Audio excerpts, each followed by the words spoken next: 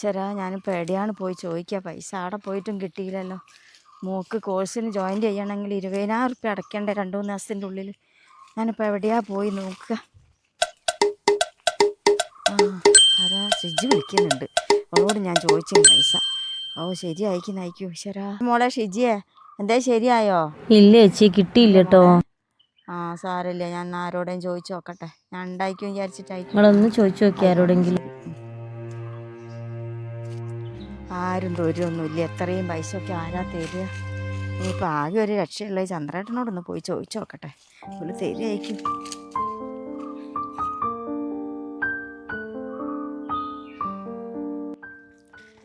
ഓള് കൊലായി കുത്തിരിക്കണ്ട. ഓള് വിചാരിക്കുന്നുണ്ടാവും പൈസ കിട്ടിയിട്ടുണ്ടാവും. അപ്പോൾ കിട്ടിയില്ല എന്ന് പറയുമ്പോൾ ബേജാറാവും.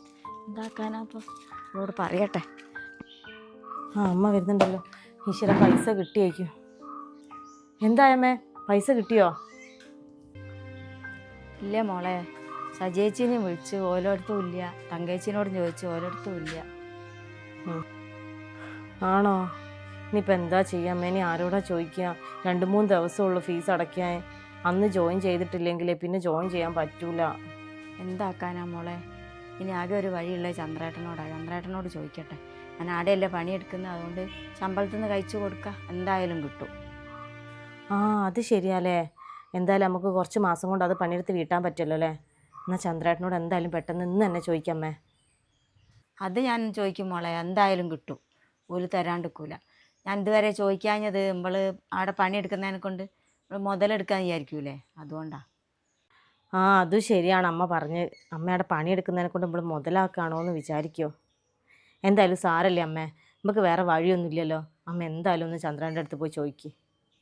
അതമ്മ ഇപ്പം തന്നെ പോയി ചോദിച്ചു വരാം മോളെ. എന്നാൽ അമ്മ പോയി വരട്ടെ.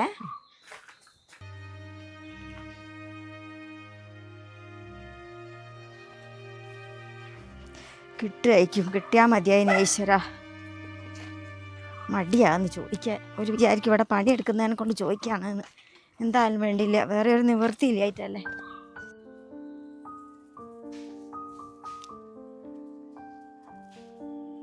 എൻ്റെ മോളെ ഭാവിക്ക് വേണ്ടിയിട്ടല്ലേ, എന്താക്കാനാ അപ്പോൾ?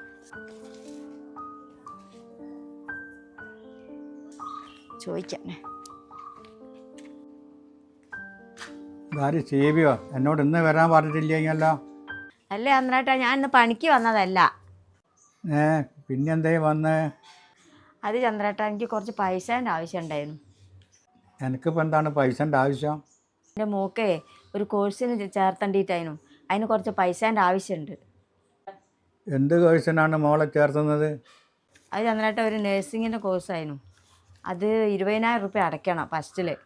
അതിപ്പം പൈസ ആയിരുന്നു, ഒത്ത് കിട്ടിയിട്ടില്ല. ഇത്രയും പൈസ കൊടുത്ത് പെൺകുട്ടികൾക്ക് ഇങ്ങനെ പഠിപ്പിക്കണോ? ഓലൊക്കെ കുറച്ച് കഴിഞ്ഞാലൊക്കെ ആരാൻ്റെ പുറകെ പോയി ജീവിക്കേണ്ട ആൾക്കാരാണ്. മുമ്പൊക്കെ എന്താ ഗുണമുണ്ടോ ഓലെ കൊണ്ട്? അതൊക്കെ അങ്ങനെ തന്നെയാണ് ചന്ദ്രേട്ടാ.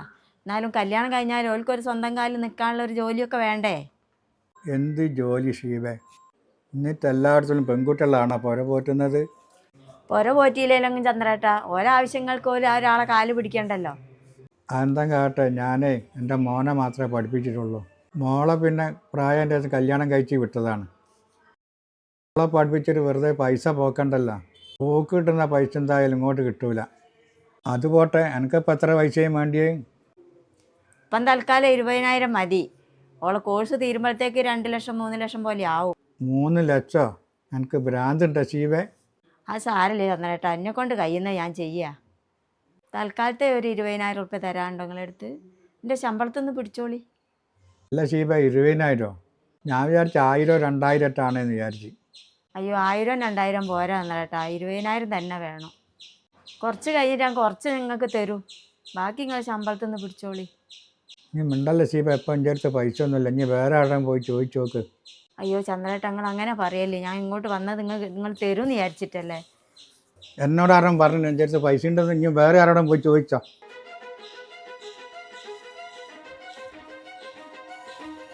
ചന്ദ്രേട്ടാ, അവസാനം ഒരു പ്രതീക്ഷയായി അതൊന്നും കിട്ടുമെന്നുള്ളത്. അതും പോയല്ലോ. ഇനിയിപ്പോൾ എന്താ ചെയ്യുന്നത്? എൻ്റെ മോളിപ്പം പ്രതീക്ഷ കുത്തിരിക്കായിരിക്കും. ചന്ദ്രേട്ട തരുമെന്ന് വിചാരിച്ചില്ല ഞാൻ.